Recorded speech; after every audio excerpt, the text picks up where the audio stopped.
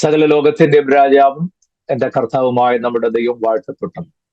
ആ ധന്യവും നിസ്തുല്യമായ നാമത്തിൽ എല്ലാ പ്രിയപ്പെട്ടവർക്കും എന്റെ സന്ധ്യ വന്ദനങ്ങളെ അറിയിക്കുന്നു. ബറൂഖ് അറ്റഹ് അദോനായി എലോഹിനു മെലെക് ഹഉലാം. കർത്താവ് നമ്മെ അനുഗ്രഹിക്കട്ടെ. ഞാൻ ഈ പറഞ്ഞ അത്രയും നിങ്ങൾ പഠിച്ചൊന്ന് ഡെയിലി ഒരു 10 പ്രാവശ്യം പറഞ്ഞ് നന്നായിരിക്കും. അതിന്റെ വ്യത്യാസം ജീവിതത്തിൽ ഉണ്ടാകില്ലെന്ന് 10 പ്രാവശ്യം പറഞ്ഞു കഴിയുമ്പോൾ അറിയാം.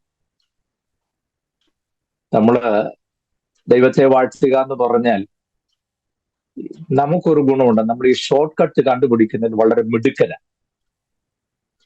ശരിയല്ലേ? നിങ്ങൾ കേൾക്കുന്നുണ്ടോ ഞാൻ പറയുന്നത്? കേൾക്കാമോ? എല്ലാവരും സ്റ്റക്കായതുപോലെ എനിക്ക് തോന്നുന്നു. കേൾക്കാം. കുഴപ്പമില്ല, ആരും ആക്ഷൻ കേൾക്കാം. ഓക്കെ. നമ്മള് ദൈവത്തെ മഹത്വപ്പെടുത്തുക, വാഴ്ത്തുക എന്നൊക്കെ പറയുമ്പോൾ നമ്മൾ ദൈവത്തെ വാഴ്ത്താൻ നിൽക്കേണ്ട. നമ്മുടെ ദൈവം വാഴ്ത്തപ്പെട്ടവനാണ്. ക്ലിയർ ആയോ? നമ്മൾ വാഴ്ത്തുകയല്ല, നമ്മുടെ ദൈവം വാഴ്ത്തപ്പെട്ടവനാണ്. നമ്മൾ അത് ഏറ്റു പറഞ്ഞാൽ മതി. ഓക്കെ. ഞാൻ പറഞ്ഞത് 10 പ്രാവശ്യം ഇത് പറയുന്നത് നമ്മുടെ ജീവിതത്തിൽ വലിയ അനുഗ്രഹമാണ് എന്ന് ഞാൻ അർത്ഥമാക്കിയുള്ളൂ. നമ്മളതിന്റെ ഷോർട്ട് കട്ട് കണ്ടുപിടിച്ച് പറയും കോടാനുകൂടി സ്തോത്രം. 2 സെക്കൻഡ് കൂടെ നമ്മൾ കോടി സ്തോത്രം പറയും. കോടാനുകൂടി സ്തോത്രം അർപ്പിക്കുന്നു. ആകെ ഒരു സ്തോത്രമേ പറഞ്ഞുള്ളൂ, പക്ഷെ പറഞ്ഞത് കോടാനുകൂടി സ്തോത്രം അർപ്പിക്കുന്നു. അങ്ങനല്ല. Price the Lord. നമ്മൾ ഷോർട്ട് കട്ട് ഒന്നും പോകണ്ട. കർത്താവ് നമ്മെ അനുഗ്രഹിക്കട്ടെ. നമുക്ക് സമയം നഷ്ടമാക്കി കളയാനായിട്ടില്ലല്ലോ. കഴിഞ്ഞ ക്ലാസ്സിൽ ഞാൻ പറഞ്ഞ് അവസാനിപ്പിച്ചത് യോസെഫും മറിയയും നമ്മുടെ വാഴ്ത്തപ്പെട്ട കർത്താവുമായി മിസ്രൈമിലേക്ക് പോകുന്ന രംഗവും അവിടെ പാർക്കുന്ന കാലഘട്ടത്തെ കുറിച്ചുമാണ്. സമൂഹത്തിൽ ജീവിച്ചിരുന്ന 4 കൂട്ടം ആളുകളെ കുറിച്ച് ഞാൻ പറഞ്ഞു. പട്ടണവാസികൾ, സിറ്റി ഡ്വല്ലേഴ്സ് ആയിട്ടുള്ള ആളുകൾ, പിന്നെ ഫാർമേഴ്സ് ഉണ്ടായിരുന്നു, ഷെപ്പേഴ്സ് ഉണ്ടായിരുന്നു, ഇടയന്മാരുണ്ടായിരുന്നു, ഏറ്റവും ഒടുവിൽ നൊമാഡ്സ്, ഒരിടത്ത് സ്ഥിരമായി താമസിക്കാതെ പലയിടങ്ങളിൽ ചുറ്റി സഞ്ചരിക്കുന്ന നൊമാഡ്സ്. ഓക്കെ. ഞാനത് പറഞ്ഞാണ് കഴിഞ്ഞ ക്ലാസ് നമ്മൾ അവസാനിപ്പിച്ചത്. ഞാനത് തുടർച്ചയുള്ള വേദഭാഗത്തേക്ക് വരിക. ഈ നൊമാഡ്സിന്റെ പ്രത്യേകത ഞാൻ പറഞ്ഞു. യാതൊരു പ്രൊട്ടക്ഷനും അവർക്കില്ല, സംരക്ഷണങ്ങളില്ല, പ്രിവിലേജസ് ഇല്ല, യാതൊരു അവകാശവാദങ്ങൾ ഉന്നയിക്കാൻ കഴിയാത്ത ഒരു കൂട്ടരായിരുന്നു നൊമാഡ്സ്, അഥവാ ചുറ്റി സഞ്ചരിക്കുന്നവർ. ഞാൻ ഓർപ്പിച്ചു. ഓക്കെ. അവർ മിസ്രൈമിലേക്കാണ് പോയത്. ശ്രദ്ധിക്കണേ, എന്തുകൊണ്ട് മിസ്രൈമിലേക്ക് പോയെന്നുള്ളത് ഞാൻ കഴിഞ്ഞ ക്ലാസ്സിൽ ചെറുതായിട്ട് സൂചിപ്പിച്ചു. അതിന്റെ ബാക്കി പറഞ്ഞിട്ട് ഞാൻ മുന്നോട്ട് നീങ്ങുകയാണ്. നമുക്കറിയാം, ഈ മിസ്രൈമിലെ ഒരു ദൈവമായും അല്ലെങ്കിൽ ഒരു ദേവനായും കണക്കാക്കുന്നതാണ് നൈൽ നദി. മറക്കരുതേ, മിസ്രൈമിലെ ദേവനാണ് നൈൽ നദി. നൈൽ നദി ഉണ്ടാക്കിയത് ഞാനിപ്പോ പറയുന്നില്ല എങ്ങനെയാണത്. ദീർഘവർഷങ്ങൾ ടൈം എടുത്ത് തോട് പോലെ വെട്ടി വെട്ടി വെട്ടി കൊണ്ടുവന്ന് കണക്ട് ചെയ്യുന്നൊന്നും ഞാനിപ്പോ പറയുന്നില്ല. അതൊക്കെ പിന്നീട് എപ്പോഴെങ്കിലും ചിന്തിക്കാം. എന്തായാലും ആ നൈൽ നദിയാണ് ഈജിപ്തിന്റെ അനുഗ്രഹത്തിന് കാരണമെന്നാണ് അവർ വിശ്വസിക്കുന്നത്. അതുകൊണ്ടാണ് തന്നെ നൈൽ നദി അവർ ദൈവമായി കാണാനും കാരണമായി തീർന്നു. നിങ്ങളിതൊന്നും മറക്കരുതേ. ഓക്കെ. നൈൽ നദി ദേവനാണ് അല്ലെങ്കിൽ ദൈവമാണ്. ആ സങ്കല്പത്തിലാണ് മിസ്രൈമർ, ഈജിപ്ഷ്യൻസ് കാണുന്നത് എന്നുള്ള ഒരു കാരണവശാലും മറക്കരുത്. നൈൽ നദിയായിട്ടുള്ള കാര്യങ്ങൾ വരുമ്പോൾ ഇത് നിങ്ങളുടെ മനസ്സിൽ വരണം. മോശ നൈൽ നദി അടിച്ചെന്നൊക്കെ പറയുമ്പോൾ ചുമ്മാതെ എങ്ങാണ്ട് അടിച്ചെന്നുള്ള അർത്ഥത്തിലൊന്നും അല്ല. ഇപ്പൊ ക്ലിയർ ആകുന്നുണ്ടോ? ഓക്കെ. ഞാൻ അത് നമ്മുടെ ടോപ്പിക് അതല്ലാത്തതുകൊണ്ട് ഇതൊക്കെ മനസ്സിലിരുത്തി വേണം പുസ്തകം വ്യാഖ്യാനിക്കാന്ന് ഞാൻ ഉദ്ദേശിച്ചത്. അല്ലാതെ വേറെ രീതി നമ്മുടേതായ രീതി ഒന്നും വ്യാഖ്യാനിച്ചു പോകരുത്. വേദപുസ്തകത്തെ വേദപുസ്തകം കൊണ്ട് തന്നെ തെളിയിച്ചതിനെ സമർത്ഥിക്കുമ്പോഴാണ് വചന ശുശ്രൂഷയാകുന്നത്. ഡിസീഫർ ദ വേർഡ് ഓഫ് ഗാഡ്. വചനത്തിന്റെ പൊരുൾ തിരിക്കുക എന്ന് പറഞ്ഞാൽ അതാണ്. ഞാൻ മുൻപ് ഓർപ്പിച്ചു, വചന ശുശ്രൂഷ എന്ന് പറഞ്ഞാൽ പ്രാർത്ഥനാ മുറിയിൽ പ്രാർത്ഥിച്ചുകൊണ്ടിരിക്കുമ്പോൾ ദൈവം തരുന്ന എന്ന അർത്ഥത്തിൽ ചില ചിന്തകൾ പറയുന്നു എന്ന് പറയുമ്പോഴേ ചിന്തിച്ചോണം തങ്ങൾ തെറ്റി. ഏതെങ്കിലും ചിന്തകൾ പറയുന്നതല്ല വചന ശുശ്രൂഷ. വചനത്തിന്റെ പൊരുൾ തിരിക്കുന്നതിനാണ് വചന ശുശ്രൂഷ എന്ന് പറയുന്നത്. നിർഭാഗ്യവശാൽ ഒരു വേദിയിലും കാണാനില്ലാത്തതും അത് മാത്രമാണ്. എല്ലാ വേദിയിലും ഉള്ളത് ഞാൻ എന്റെ പ്രാർത്ഥനാമുറിൽ പ്രാർത്ഥിച്ചപ്പോൾ ദൈവം തന്റെ ചിന്തകൾ 1, 2, 3, 4 അക്കമിട്ട് ഞാൻ നിരത്തുന്നു. എന്നാ പിടിച്ചു, പ്രാപിച്ചു, കാര്യം തീർന്നു. അങ്ങനല്ല പ്രിയരെ. ഓക്കെ, നമ്മൾ ആരെ വിമർശിക്കാനായിട്ടൊന്നും പോകണ്ട. പക്ഷെ ഞാൻ ഈ കാര്യം സ്ട്രേറ്റ് പറയാതെ, ഇഷ്ടപ്പെട്ടാലും ഇഷ്ടപ്പെട്ടില്ലെങ്കിലും ഞാൻ ഏതായാലും സ്റ്റേജ് തപ്പിയൊന്നും ആരുടെ പുറകെ പോകുന്നില്ല. എനിക്ക് സ്റ്റേജ് വേണ്ടല്ലോ, ഞാൻ വീട്ടിൽ തന്നെ കുത്തിയിരിപ്പുണ്ട്. No problem. സ്തോത്രം. സ്റ്റേജും ചോദിച്ചു വാങ്ങിക്കാൻ പാടില്ല, മീറ്റിംഗും ചോദിച്ചു വാങ്ങിക്കാൻ പാടില്ല. ഞാൻ ഗൾഫിൽ വന്നപ്പം ഒരു അച്ഛൻ എൻ്റെ കൂടെ ആയതുകൊണ്ട് തന്നെ പറഞ്ഞു, പാസ്റ്റർ ഇതിനകത്തുള്ള നമ്പറുള്ള ആൾക്കാരെ വിളിക്കണം, ഇഷ്ടംപോലെ മീറ്റിംഗ് കിട്ടുമെന്ന് പറഞ്ഞു. ഞാൻ ചോദിച്ചു എന്തിനാ? അല്ല പാസ്റ്റർ മീറ്റിങ്ങിന് വിളിക്കും, ഈ നമ്പർ വിളിച്ചാൽ മതി, അവരുടെ ഒഴിവനുസരിച്ച് പറയുന്നു പറഞ്ഞു. ഞാൻ പറഞ്ഞു ഇല്ലെന്നു. അതെന്താ ചോദിച്ചു? ഞാൻ പറഞ്ഞു ശരിയല്ലാത്തതുകൊണ്ട്. എന്തിനാ എനിക്കൊരു മീറ്റിംഗ് തരാമെന്ന് ചോദിക്കുന്നതും എനിക്കൊരു 200 ദിർഹംസ് തരാമെന്ന് ചോദിക്കുന്നതും തമ്മിൽ എന്താ വ്യത്യാസം? ഗൾഫിലെ പടി 200 ദിർഹംസ് ആണല്ലോ. എനിക്കൊരു മീറ്റിംഗ് തരാമെന്ന് ചോദിച്ചാൽ അതിന്റെ അർത്ഥം എനിക്കൊരു 200 ദിർഹംസ് തരാമെന്നല്ലേ? Praise the Lord. ഞാൻ ഒരൊറ്റ മനുഷ്യനെ വിളിച്ചിട്ടില്ല, വിളിക്കുകയില്ല. സ്തോത്രം. മനസ്സിലാവുന്നുണ്ടോ? എന്നോടൊരു സഹോദരൻ പറഞ്ഞു, പാസ്റ്റർ എന്ത് ആവശ്യം ഉണ്ടെങ്കിലും പറയണം, മടിക്കരുതെന്ന് പറഞ്ഞു. ഞാൻ പറഞ്ഞു നിങ്ങൾക്ക് ആള് തെറ്റി. നിങ്ങളുടെ എന്ത് ആവശ്യം ഉണ്ടെങ്കിലും നാട്ടിൽ തരുന്ന ഒരുത്തന്റെ കാര്യം പറയണേ, ഞാൻ ഇങ്ങോട്ട് വന്നു. ഞാൻ എന്റെ ആവശ്യം നിങ്ങളോട് പറയാനായിട്ട്. സ്തോത്രം. പോട്ടെ, ഞാൻ മടങ്ങി വരുന്നു. ഞാൻ എന്തിനാ പറഞ്ഞു ചോദിച്ചാൽ, ഈ മറ്റു വിഷയത്തിലെ വിട്ട് ഞാൻ വേഗം ഇതിലേക്ക് വരികയാണേ. നൈൽ നദി അവിടെ വന്നതോടുകൂടി മിസ്രൈമർക്കുണ്ടായ അനുഗ്രഹം വലുതാണ്. പ്രത്യേകിച്ചും ആ ദേശത്തെ കൃഷി മേഖലയ്ക്ക് ഇത് വലിയ അനുഗ്രഹമായി മാറി. ആ നൈൽ നദിയുടെ തീരങ്ങളിൽ തഴച്ചു വളരുന്ന പാപ്പിറസ് ചെടി, ആ പാപ്പിറസിന്റെ തണ്ട് രൂപപ്പെടുത്തിയെടുത്താണല്ലോ നമ്മൾ ഇന്ന് കാണുന്ന കടലാസ്. അതിനകത്ത് നിന്നാണ് ഈ പാപ്പിറസ് എന്ന വാക്കിൽ നിന്നാണ് പേപ്പർ എന്ന പദം ഉണ്ടായത്.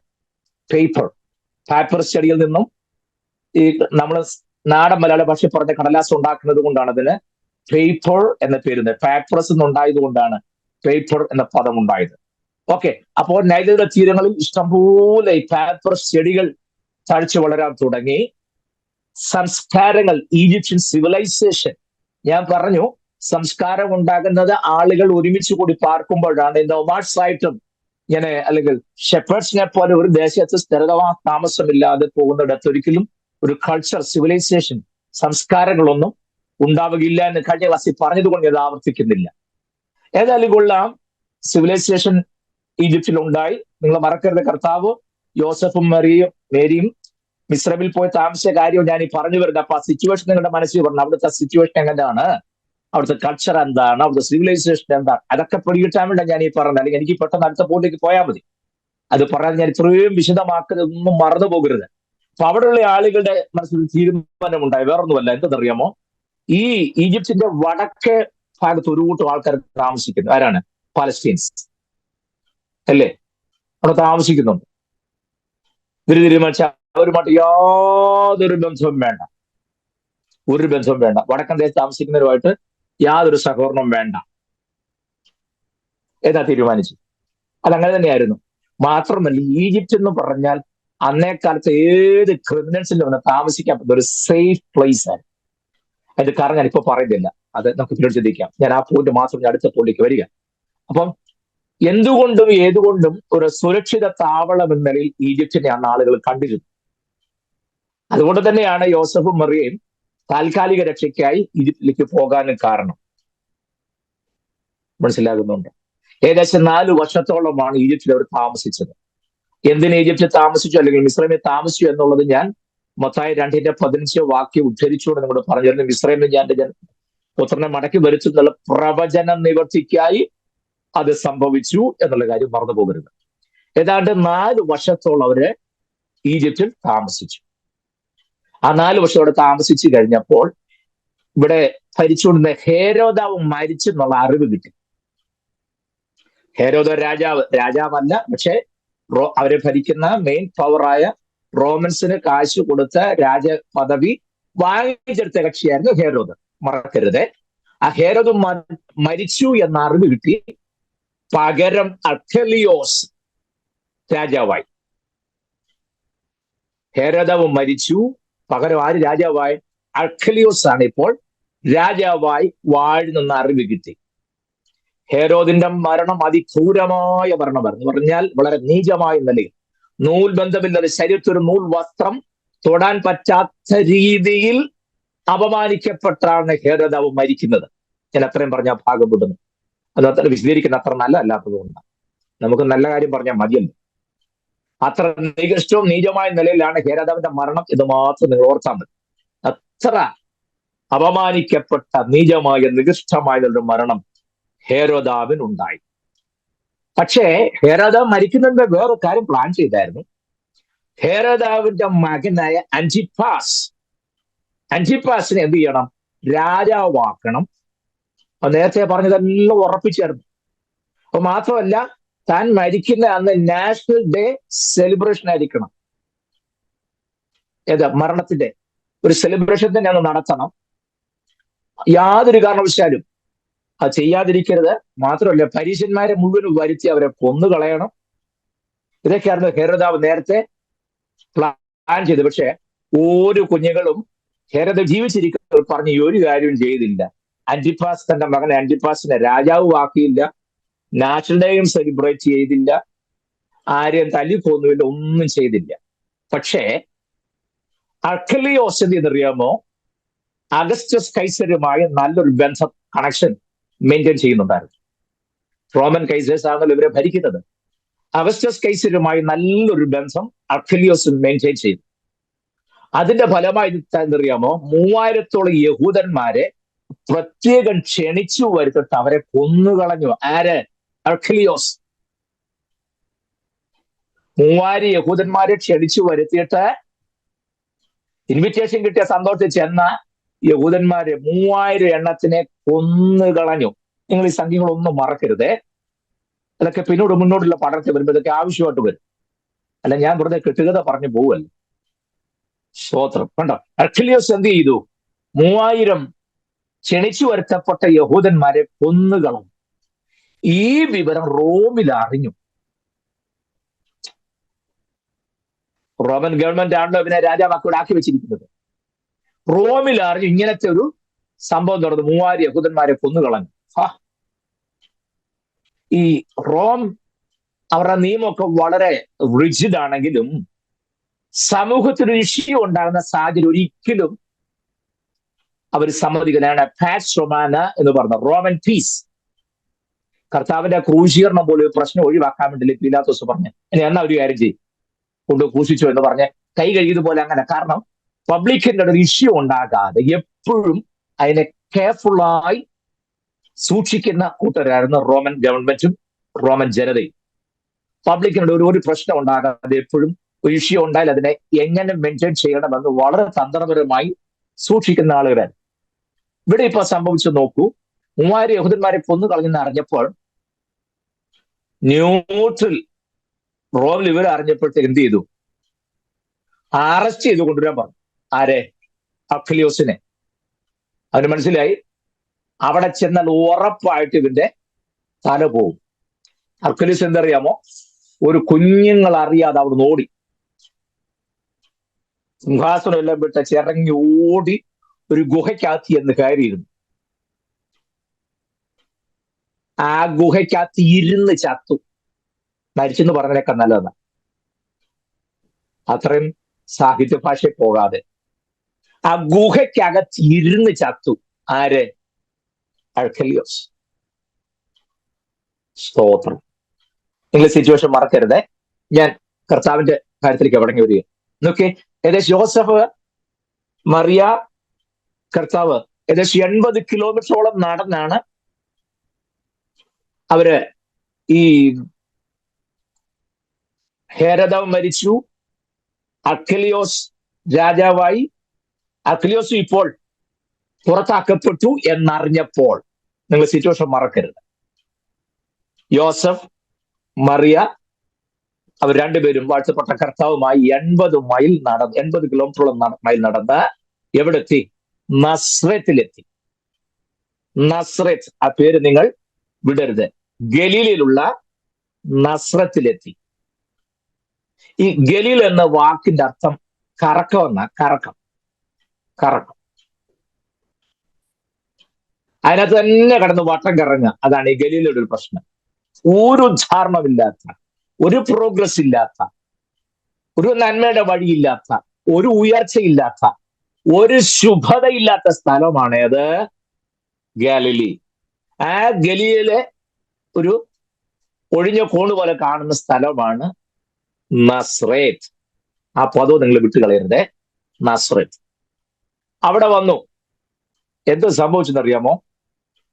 ഈ ഗലീല ഒന്നിനും കൊള്ളുകയില്ലാത്തതാ. നിങ്ങള് പഴയ നിയമം ഒന്ന് പഠിച്ചു നോക്കണം, അപ്പൊ കാര്യം മനസ്സിലാകും. ശലോമോൻ ഈ ഗലീല എന്ന സ്ഥലം ഹീരാമിന് കൊടുത്തു. ഹീരാം ശലോമോനെ സഹായിച്ചതിന്റെ പ്രതിഫലമായിട്ട് ഈ സ്ഥലം നീ എടുത്തോളാൻ പറഞ്ഞു. ഹീരാം പറഞ്ഞു എനിക്കെങ്ങും വേണ്ടെന്ന് പറഞ്ഞു. ഒന്നിനും കൊള്ളുകയില്ലാത്ത ആർക്ക് വേണം ഈ സ്ഥലം? അന്ധകാരം പിടിച്ച ആ സ്ഥലം ആർക്കും വേണ്ട എന്ന് പറഞ്ഞ് ഹീരാമും വേണ്ടെന്ന് വെച്ചു. കണ്ടോ? പവർഫുൾ മാനായ ധനികനായ ഹീരാമിനും വേണ്ട, ജ്ഞാനിയായ ശലോമോനും വേണ്ട, ആർക്കും വേണ്ടാത്തൊരു സ്ഥലമാണ് ഗലീല. ഗലീല തന്നെ ആർക്കും വേണ്ട. അതിനകത്ത് ഏറ്റവും മോശമായ സ്ഥലമാണ് നാസറേത്ത്. നിങ്ങൾ ഈ പേരും ഞാൻ ഈ പറഞ്ഞ അർത്ഥങ്ങളൊന്നും വിട്ടുകളയരുതേ. ഓക്കെ, നിങ്ങൾ എല്ലാവരും ഉണ്ടോ? അതോ സ്റ്റക്കായി നിൽക്കുകയാണോ? ആരും ഇന്ന് കൈ കാണിച്ചിരുന്നെങ്കിൽ സംഗതി ലൈവ് ആണെന്ന് എനിക്ക് മനസ്സിലായാൻ. ആരുമില്ല? നിങ്ങൾ സ്റ്റക്കായി നിൽക്കുന്ന പോലെ എനിക്ക് തോന്നുന്നു, അതുകൊണ്ടാണ് ചോദിച്ചത്. ഉണ്ട്. ആ മതി. Thank you so much. അപ്പോ ഈ ഗലീലയ്ക്കുണ്ടായ നേട്ടം എന്നറിയാമോ? ഈ സ്ഥലം ആർക്കും കൊള്ളുകയില്ലാത്തതൊക്കെ ആണെങ്കിലും ലോകത്തിലെ എന്ന് പറഞ്ഞാൽ ലോകത്തിന്റെ വിവിധങ്ങളിൽ നിന്ന് ധാരാളം ധനികരായ ആളുകൾ വന്ന് ഇതൊന്നും കൊള്ളുകയറ്റ സ്ഥലമായതുകൊണ്ട് അറിയാമോ, ഇഷ്ടംപോലെ സ്ഥലം വാങ്ങിച്ചു കൂട്ടി. എന്നിട്ട് അവിടെ എല്ലാം മുന്തിരിത്തോട്ടവും അത്തിത്തോട്ടവും വിവിധങ്ങളായ കൃഷികളും ഒക്കെ തുടങ്ങി. എവിടെ? ഗലീലയിൽ. പ്രത്യേകിച്ചും ഗലീല കടലിനോട് ചേർന്ന് ഉള്ള പ്രദേശങ്ങളിൽ ഇഷ്ടംപോലെ സ്ഥലം വാങ്ങിച്ചിട്ട് അവിടെ മുന്തിരിത്തോട്ടം, അത്തിത്തോട്ടം, മറ്റ് ഇതരപരമായ കൃഷികളെല്ലാം ചെയ്യാൻ തുടങ്ങി. സ്ഥലം മറക്കരുത്, സിറ്റുവേഷൻ മറക്കരുത്. ഈ റോമൻ പട്ടാളത്തിൽ സർവീസിൽ കയറിയ ഒരു ഗുണം, സർവീസ് അവസാനിച്ച് കാലാവധി അവസാനിച്ച് തിരിച്ചു പോരുമ്പോൾ റോമൻ ഗവൺമെന്റ് ഒരു പണക്കിഴി ഈ പട്ടാളക്കാരന് പ്രതിഫലമായിട്ട് കൊടുക്കും. അത് മുഴുവൻ സ്വർണ്ണ നാണയം. ഒരു കിഴി സ്വർണ്ണ നാണയം പ്രതിഫലമായിട്ട് കൊടുക്കണം. രാജ്യത്തിന് വേണ്ടി സേവനം ചെയ്ത പട്ടാളക്കാരന് റോമൻ ഗവൺമെന്റ് കൊടുക്കുന്ന പ്രതിഫലമാണ്. അപ്പൊ ഇത് കൈ കിട്ടിക്കഴിഞ്ഞാൽ പിന്നെ അതിൽ ഒരു സ്വർണ്ണ നാണയം ഉണ്ടെങ്കിൽ അവനും അവന്റെ ഒരു 4 തലമുറക്കൂടെ ജീവിക്കാനുള്ളത് ആ ഒറ്റ സ്വർണ്ണ നാണയത്തിൽ കിട്ടും. അങ്ങനെയുള്ള ഒരു സ്വർണ്ണ കിഴി തന്നെ ഇവരുടെ കയ്യിലുണ്ട്. മനസ്സിലാകുന്നുണ്ടോ? അപ്പൊ ഇങ്ങനെ സർവീസിൽ നിന്നും റിട്ടയറായ സേവനം അവസാനിപ്പിച്ച പട്ടാളക്കാർ അവരെന്ത് ചെയ്യുന്നറിയാമോ? ഇതിനോട് ചേർന്നുള്ള സ്ഥലം ഗലീല തന്നെ, നസ്രത്തിനോട് ഇപ്പുറത്ത് കിടക്കുന്ന സ്ഥലങ്ങളൊക്കെ ഈ റോമൻ പട്ടാളത്തിന് സേവനം അവസാനിപ്പിച്ച ആളുകൾ ആ ഏരിയ മുഴുവൻ ഇവന്മാര് പണം കൊടുത്ത് വാങ്ങിച്ചു, പൈസ കൊടുത്ത് വാങ്ങിച്ചു. കാരണം വിലയില്ലല്ലോ, ഒന്നും കൊള്ളാത്ത സ്ഥലമായതുകൊണ്ട്, വേസ്റ്റായിട്ട് കിടക്കുന്ന സ്ഥലമായതുകൊണ്ട് നിസാര വിലയ്ക്ക് ആ സ്ഥലം കിട്ടി. എന്നിട്ട് അവിടെ പട്ടണങ്ങൾ പണിയാൻ തുടങ്ങി. നിങ്ങൾ എന്റെ കൂടെ പറഞ്ഞേ, എന്തോ ചെയ്യാൻ തുടങ്ങി? പട്ടണങ്ങൾ പണിയാൻ തുടങ്ങി. ഇങ്ങനെ റോമൻ പട്ടാളത്തിൽ നിന്നും സേവനം അവസാനിക്കുമ്പോൾ കിട്ടിയ പണക്കിഴിയിൽ നിന്നും ഈ ദേശത്തെ ഒരു ഏരിയ ഇവര് ചേർന്ന് വാങ്ങിച്ചിട്ട് അവിടെ പ്രധാനപ്പെട്ട 10 പട്ടണങ്ങൾ പണിതു. 10 പട്ടണം. അതാണ് ഇപ്പോൾ ലാൻഡ് ഓഫ് 10 സിറ്റീസ് എന്നറിയപ്പെടുന്ന നമ്മുടെ പുസ്തകത്തിൽ കാണുന്ന ദെക്കപ്പൊലിസ് എന്ന സ്ഥലം. ദെക്കപ്പൊലി എന്നാണെന്ന് കേട്ടിട്ടില്ല? Decapolis. Deca means 10. Polis means polis അല്ല, പോലീസ്. Polis means city. കേട്ടോ. ഡെക്ക മീൻസ് ഡീക്കേഡ്, ദശാബ്ദം എന്നുള്ളത് നമ്മൾ പറയില്ല, ഡീക്കേഡ്സ് അല്ലേ, അതിനകത്ത് ഒന്നാണ് ഈ പദമേ. കണ്ടോ, ഡെക്ക മീൻസ് 10, 10. പോലീസ്, പോലീസ് എന്ന് പറയുന്നത് പോലീസ്, ഡെക്ക പോലീസ്. കണ്ടോ, പോലീസ് എന്ന വാക്കിന്റെ അർത്ഥം സിറ്റി. കണ്ടോ, ഡെക്ക പോലീസ് മീൻസ് 10 cities, 10 പട്ടണമെന്ന്. നമുക്ക് മുന്നോട്ട് വരുമ്പോൾ ഡെക്കപ്പോലി നാടകം നമുക്ക് ആവശ്യമായിട്ട് വരും.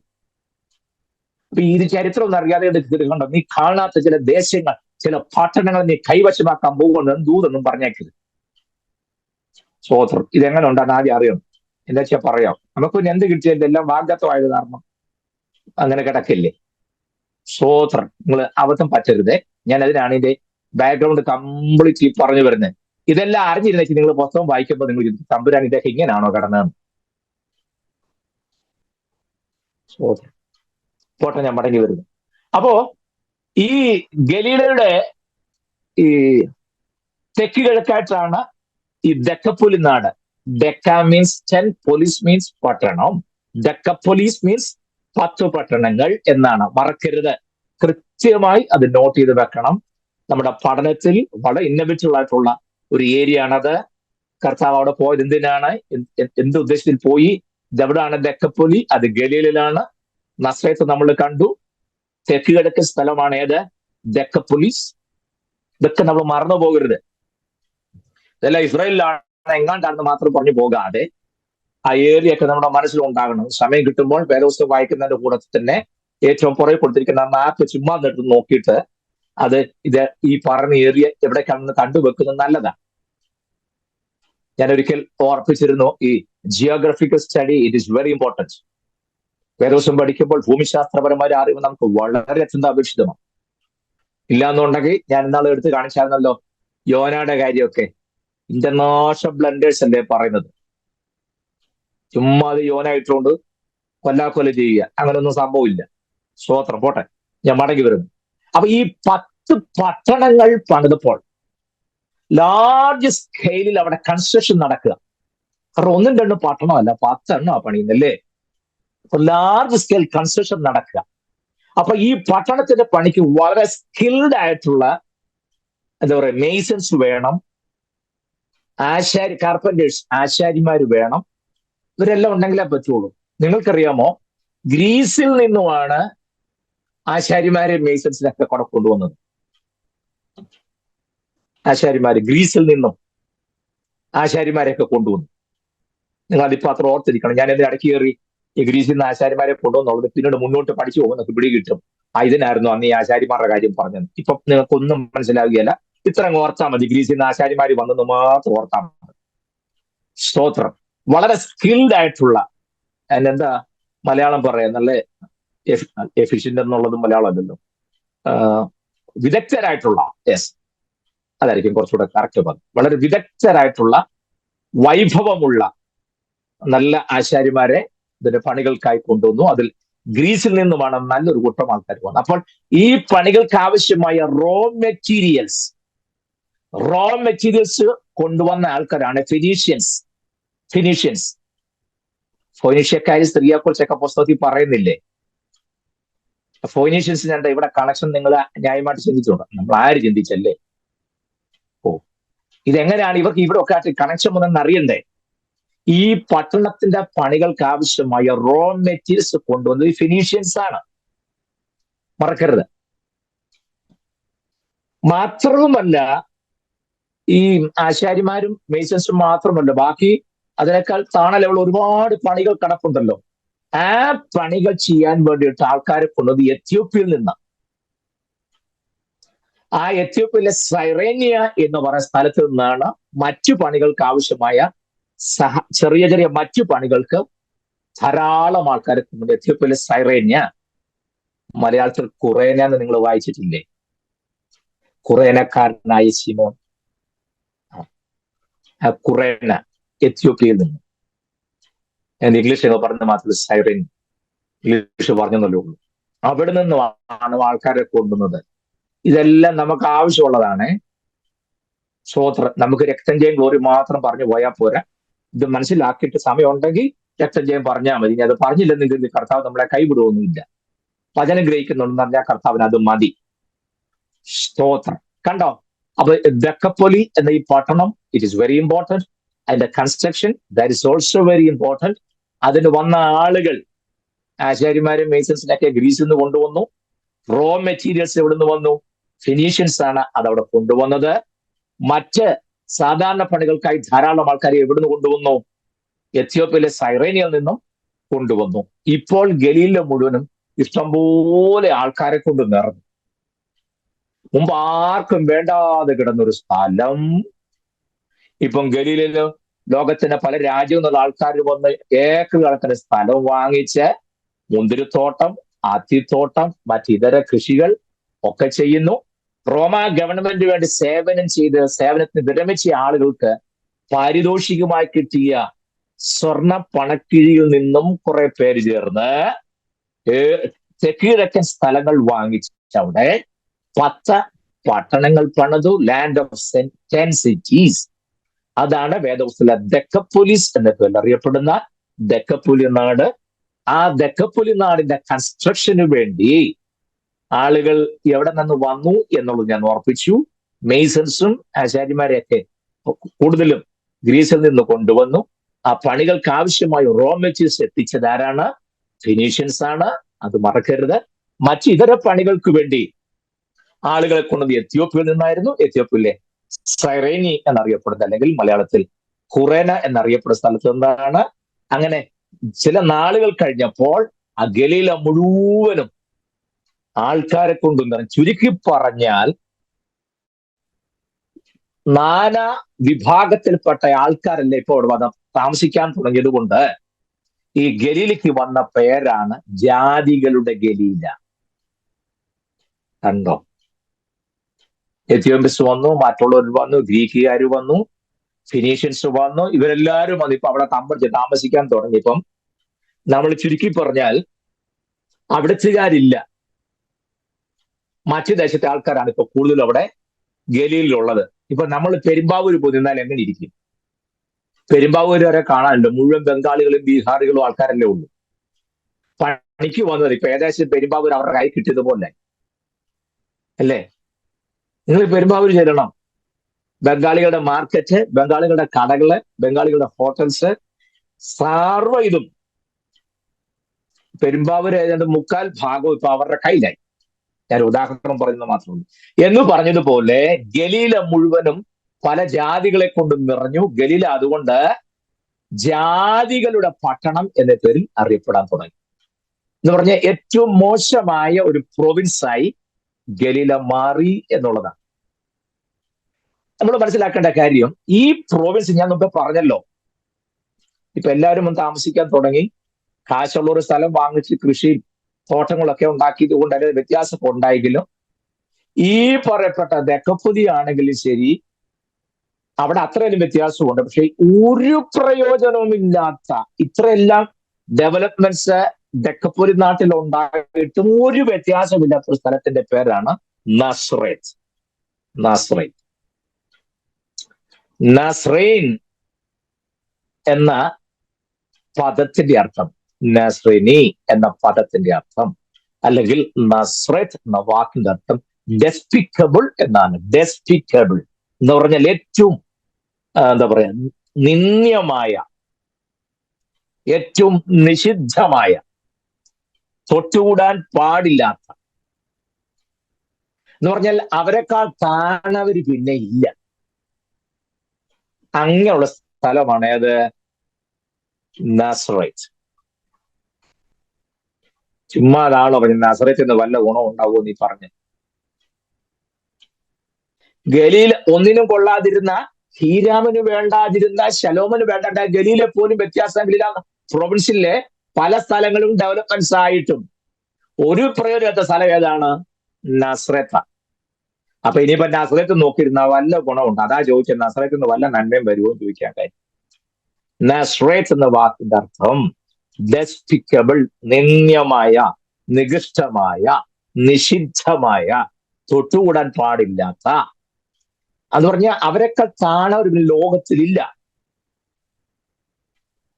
അതാണ് ഏത്? നാസറേത്ത്. ഇപ്പോൾ കർത്താവ് മാതാപിതാക്കളോടൊപ്പം എവിടെ വന്നു? ഈ പറയപ്പെട്ട നാസറേത്തിൽ വന്നു. നാസറേത്തിൽ ഒരു ഗുണമില്ലാത്ത, ആരും അടുക്കാൻ ഇഷ്ടപ്പെടാത്ത, നിഷിദ്ധമായ, നിന്ദ്യമായ, തൊട്ടുകൂടാൻ പാടില്ലാത്ത വിധത്തിൽ ഏറ്റവും പിന്നോക്കം നിൽക്കുന്ന പട്ടണമായ നാസറേത്തിൽ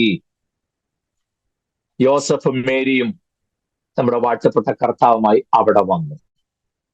2-ാമത്തെ വയസ്സിലാണ് യേശു ഉണ്ടായത്. 4 വർഷം എവിടെ താമസിച്ചു? മിസ്രൈമിൽ താമസിച്ചു. മറക്കരുത്, 2+4 ഇപ്പൊ എത്രയായി? 6 വയസ്സായി നമ്മുടെ വാഴ്ത്തപ്പെട്ട കർത്താവിന്. മറക്കരുത്, നമ്മൾ കർത്താവിനോട് ഒപ്പം സഞ്ചരിച്ചു പോവുകയാണെ. ജനനം മുതൽ നമ്മൾ കർത്താവിനോട് ഒപ്പം സഞ്ചരിച്ചു പോവുക. നിങ്ങൾ എന്റെ കൂടെ വരണം. എവിടെയെങ്കിലും ലിങ്ക് വിട്ടുപോയാൽ അതിൻ്റെതായി ബുദ്ധിമുട്ടുണ്ടാകും എന്നുള്ളതിനാൽ ദയവായി നമ്മുടെ ഈ വിഷയം മുഴുവൻ തീരുന്നത് വരെ ഇതിലേക്ക് ആരും ആത്മാവിൽ നിറയോ, അന്യഭാഷ പറയോ, കൈയടിക്കോ ഒന്നും ചെയ്യരുത്. ക്ലാസ് കഴിഞ്ഞിട്ട് നിങ്ങൾ പാട്ട് പാടി പ്രാർത്ഥിക്കുമ്പോൾ നന്നായിട്ട് കൈയടിക്കണം, ഏറെ നേരം അന്യഭാഷ പറയണം, ഏറെ നേരം ആത്മാവിൽ ദൈവത്തെ സ്തുതിക്കണം. പക്ഷെ ഈ ക്ലാസ്സിൽ സംയമനം പാലിച്ച് വളരെ ക്ഷമയോടെ ക്ഷീണവും ഇടയ്ക്ക് ചിലപ്പോൾ ഒരു ഉറക്കത്തിന്റെ ടെൻഡൻസി ഒക്കെ ഉണ്ടെങ്കിൽ ശരി, കണ്ണൊക്കെ തുറന്ന് പിടിച്ച് ഇതെന്നറിയാനുള്ള ആഗ്രഹത്തോടെ വേണം നിങ്ങൾ ഈ ക്ലാസ്സിൽ ഇരിക്കാൻ. ഓക്കെ, മറന്നു പോകരുത്. ഞാൻ ഇതെല്ലാം നേരത്തെ പഠിച്ചെങ്കിലും നിങ്ങൾക്ക് കൊണ്ട് സെപ്പറേറ്റ് നോട്ട്സ് എല്ലാം ഉണ്ടാക്കി ഒരു ചെറിയ ലിങ്ക് പോലും വിട്ടു പോകരുതെന്നുള്ളതിന് ഞാൻ ഓരോ ക്ലാസ്സിന് മുമ്പും എന്റെ കയ്യിലുള്ള നോട്ട്സ് കൂടാതെ നിങ്ങൾക്കൊണ്ട് സെപ്പറേറ്റ് ഞാൻ നോട്ട്സ് ഉണ്ടാക്കി അത് മുമ്പിൽ വെച്ചുകൊണ്ടാണ് ഞാൻ ഇതെല്ലാം പറഞ്ഞിരുന്നത്. കാരണം ഒരു ചെറിയ മൈന്യൂട്ട് പോയിന്റ് പോലും വിട്ടു പോകരുതെന്ന് എനിക്ക് മേക്ക് ഷുവർ ചെയ്യാൻ വേണ്ടിയാണ് ഞാൻ അങ്ങനെ ചെയ്യുന്നത്. ഓക്കെ, അപ്പൊ അതുകൊണ്ട് നിങ്ങൾ എന്റെ കൂടെ വന്നാൽ സംശയങ്ങളൊക്കെ പല സംശയങ്ങളും വന്നിട്ടുണ്ട്. ഞാൻ ആ സംശയമൊന്നും ഇപ്പോൾ തൊട്ടിട്ടില്ല. 1-2 പേര് പേഴ്സണലായിട്ട് സംശയം ചോദിച്ചു. ഞാൻ അവർക്ക് പേഴ്സണലായിട്ട് തന്നെ മറുപടി കൊടുത്തോളാം. അവരെ ഞാൻ ഇഗ്നോർ ചെയ്തതല്ല, അവരുടെ ക്വസ്റ്റ്യനും ഞാൻ മറന്നിട്ടില്ല. നിശ്ചയമായിട്ട് എല്ലാവർക്കും മറുപടി വരും. ഞാൻ ഒരു കാര്യം പറയാം, ഞാൻ ഈ പോകുന്ന റൂട്ടിൽ നിങ്ങൾ എൻ്റെ ഒപ്പം വരികയാണെന്നുണ്ടെങ്കിൽ നിങ്ങൾക്കുണ്ടാകാൻ സാധ്യതയുള്ള എല്ലാ സംശയങ്ങളും ഈ ക്ലാസ്സിനകത്ത് തന്നെ തീർന്നു പോകും. പ്രത്യേക സംശയ നിവാരണത്തിനുള്ള സമയം നമ്മൾ മാറ്റി വെക്കേണ്ടിട്ട് വരില്ല എന്നെനിക്ക് 100% ഉറപ്പുണ്ട്. ഓക്കെ, ഇപ്പോൾ 6 വയസ്സായി മിസ്രൈമിൽ നിന്നും നസ്രത്തിലേക്ക് വന്നു കഴിഞ്ഞപ്പോഴേക്കും കർത്താവിന് എത്ര വയസ്സായി? 6 വയസ്സായി. 6 വയസ്സായപ്പോൾ നമ്മുടെ വാഴ്ത്തപ്പെട്ട കർത്താവുമായി മാതാപിതാക്കൾ ലോക്കൽ സിനഗോഗിൽ ചെല്ലണമെന്നല്ല, അവിടെ ചെന്നു. എന്തിനാ അവിടെ ചെല്ലുന്നറിയാമോ? 6 വയസ്സായെങ്കിൽ 6 വയസ്സ് തികയും നന്ന് ഇന്ന് വരെ മുറിക്കാത്തൊരു കേക്കും മേടിച്ച് ഇങ്ങനെ ചപ്പെന്ന് പൊട്ടിയ ഉടനെ ഈ വർണ്ണങ്ങളെല്ലാം മിന്നി വിതറുന്ന സംവിധാനങ്ങളും ഇതൊന്നും അല്ല. നമ്മൾ ബർത്ത്ഡേക്ക് അതൊക്കെയാ ചെയ്യുന്നു. പക്ഷെ ഇവിടെ അങ്ങനല്ല, ശ്രദ്ധിക്കണേ. 6 വയസ്സ് തികയുന്ന അന്ന് യോസഫും മറിയും വാഴ്ത്തപ്പെട്ട കർത്താവിനെ കൂട്ടി നേരെ ലോക്കൽ സിനഗോഗിലേക്ക് ചെന്നു. അവിടെ റബായിമാരുണ്ട്, ചുമതലപ്പെട്ടവരൊക്കെ ഉണ്ട്. എന്തിനവിടെ ചെല്ലുന്നറിയാമോ? ലേവ്യ പുസ്തകം മുഴുവനും പറഞ്ഞു കേൾപ്പിക്കാൻ ചെല്ലുന്നതാണ്. സ്വോത്രം. വീട്ടിൽ 2 വർഷമേ താമസിക്കാൻ പറ്റുള്ളൂ. അതിനുശേഷം 4 വർഷം ഇസ്രായേലിലായിരുന്നു. ഇതിനിടയ്ക്കും മാതാപിതാക്കളെ പ്രമാണം തെറ്റിച്ചില്ല. അങ്ങോട്ടുള്ള ഓട്ടം അലച്ചിലുവാണെന്നൊക്കെ പറഞ്ഞ് ന്യായപ്രമാണം പഠിപ്പിക്കുന്ന, പ്രത്യേകിച്ചും വയിഖട, ഞാൻ ഓർപ്പിച്ചു, ലേവ്യ പുസ്തകത്തിന്റെ ഹീബ്രു നെയിം അങ്ങനെയാണ്, വയിഖട എന്ന്. ആ പുസ്തകം മുഴുവൻ കാണാതെ പഠിച്ച് 6 വയസ്സ് കഴിഞ്ഞപ്പോൾ ലോക്കൽ സിനഗോഗിൽ കൊണ്ടുവന്നേക്കുക. അവിടുത്തെ പുരോഹിതന്മാരും റബായിമാരെയും ഇത് പറഞ്ഞു കേൾപ്പിക്കാൻ. കണ്ടോ? ഇവിടെ വാഴ്ചപ്പെട്ട കർത്താവും ലേവ്യ പുസ്തകം മുഴുവൻ വള്ളിപുള്ളി തെറ്റാതെ കാണാതെ പറഞ്ഞു കേൾപ്പിച്ചു. എത്രാമത്തെ വയസ്സിൽ? 6-ാമത്തെ വയസ്സിൽ. സ്തോത്രം. ഒരു പുസ്തകം മുഴുവൻ കാണാതെ പറഞ്ഞു കേൾപ്പിക്കുക. ഏത് പുസ്തകം? വിശുദ്ധ വേദപുസ്തകത്തിന്റെ സെൻട്രൽ ബുക്കായ ലേവ്യ പുസ്തകം ചുമതലപ്പെട്ടവരെ, അധികാരികളെ പറഞ്ഞു കേൾപ്പിക്കുക. എത്ര വയസ്സുണ്ട്? 6 വയസ്സ്. 60 വയസ്സായ നമ്മൾ ഇന്ന് വരെ ലേവ്യ പുസ്തകം കാണാതെ പറയണ്ട, വായിച്ചിട്ടുണ്ടോ? കാണാതെ പറഞ്ഞ പോട്ടെ. ലേവ്യാപുസ്തകത്തിന്റെ ഏതെങ്കിലും ഭാഗങ്ങൾ വായിച്ചു പോയിട്ടുള്ളതല്ലാതെ 1 മുതൽ ഒടുവിലത്തെ അധ്യായം വരെ കൃത്യമായി വായിച്ച് അത് ഗ്രഹിക്കാൻ ശ്രമിച്ചിട്ടുണ്ടോ? ഇല്ല. പാസ്റ്റർമാർ ഒരു കാരണവശാലും വായിക്കുക. സ്വോത്രം. ഇതിനകത്ത് ഞാനും ജിജി പാസ്റ്റർ മാത്രമല്ലേ ഉള്ളൂ, അതുകൊണ്ടാണ് തന്റെ അടുത്തോടെ പറഞ്ഞത്. അതിന്റെ കാരണം ലേവ്യ പുസ്തകം വായിച്ച് നമുക്ക് ഈ കത്തിക്കാൻ പറ്റുന്നൊന്നും അതിനകത്തില്ല. അതുകൊണ്ടാ രാജാക്കന്മാരുടെ പുസ്തകം എന്നൊക്കെ പറഞ്ഞാൽ 17ഉം 18ഉം അധ്യായമൊക്കെ നമുക്ക് 3-4 ദിവസം നിന്ന് കത്തിക്കാൻ പറ്റുന്ന സംഭവം അതിനകത്തുള്ളത്. കാരണം ഏലിയാവ്, ബാല്യ പ്രവാചകന്മാർ തീ ഇറക്കുന്നു, ഏലിയാവ് തീ ഇറക്കന്റെ ബാക്കി തീ നമ്മൾ സഭയിൽ ഇറക്കും. ഉപവാസം കഴിയുമ്പോൾ ചാരം മാത്രമേ കാണുള്ളൂ, എന്നാലും അതെല്ലാം നമ്മൾ ചെയ്യും. സ്തോത്രം. പോട്ടെ. ലേവ്യ പുസ്തകം അങ്ങനല്ല. വിശുദ്ധ വേദപുസ്തകത്തിന്റെ 66 പുസ്തകത്തിന്റെ സെൻട്രൽ ബുക്ക്. ഞാൻ ഒന്നുകൂടെ റിപ്പീറ്റ് ചെയ്യുന്നു, മറക്കരുത്. 66 പുസ്തകത്തിന്റെ സെൻട്രൽ ബുക്കാണ് ലേവ്യ പുസ്തകം. ബാക്കി 65 എണ്ണവും ലേവ്യ പുസ്തകത്തിന്റെ ബ്രാഞ്ചസ് മാത്രമാണ്. ഏത് വിഷയം നോക്കിക്കുക, അതിന്റെ മുഴുവൻ റൂട്ട് കിടക്കുന്ന ലേവ്യ പുസ്തകത്തിൽ. യാഗങ്ങൾ, ആരാധന, കുടുംബം, മക്കൾ, വീട്, ശുദ്ധീകരണം, സ്ഥലം വാങ്ങിക്കുന്നത്, സ്ഥലം വിൽക്കുന്നത് എന്നു വേണ്ട എന്തെല്ലാം കാര്യങ്ങളുണ്ടോ അതിന്റെ എല്ലാം റൂട്ട് കിടക്കുന്ന ലേവ്യ പുസ്തകത്തിന്. അതുകൊണ്ടാണ് ഒരു കുഞ്ഞ് ജനിച്ച അന്ന് മുതൽ ഈ ലേവ്യ പുസ്തകത്തിന്റെ ഓരോരോ വാക്യങ്ങളും പറഞ്ഞു കേൾപ്പിച്ച് 6 വയസ്സാകുമ്പോഴേക്കും ലേവ്യ പുസ്തകം മുഴുവൻ കാണാതെ പഠിക്കും. സ്തോത്രം. കർത്താവിനെ അതിനുവേണ്ടി തന്നെ കൊണ്ടുവന്നു. ഇപ്പോൾ 6 വയസ്സായി.